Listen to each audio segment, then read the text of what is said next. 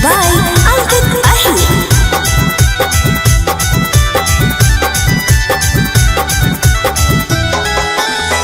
ढेर दिन के बाद छौड़ी फोन कैलही आइगे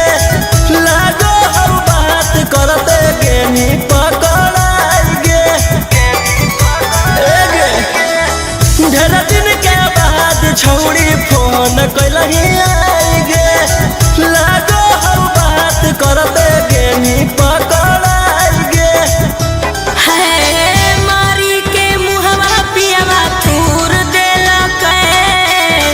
लोहिया से कोढ़िया फोनवा चूर देलक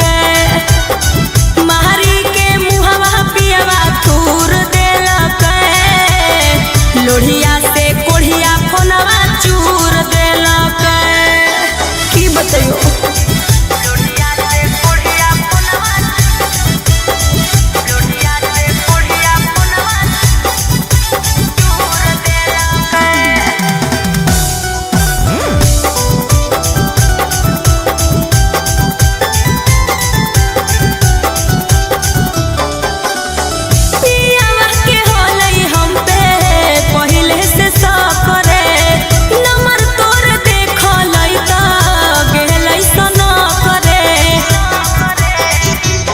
बतियहिले बिना हम रह पहिबौ नहीं सना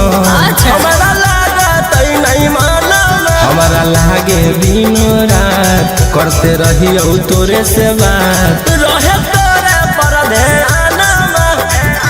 है बोललक मुहवे में हुर देलक लोहिया से कोढ़िया फोनवा चूर देलक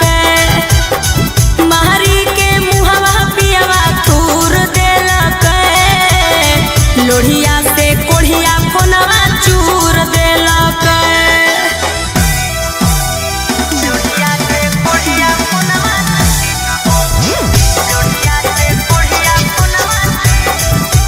चूर देलक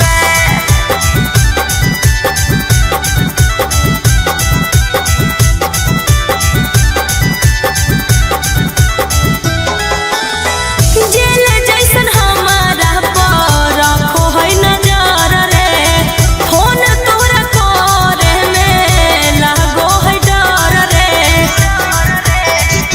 भले रहमी ससुरार घट दिहे न कबो प्यार तोहे जान गेला भारा जदि करो हो परेशान हमर बहती याले मन छौड़ी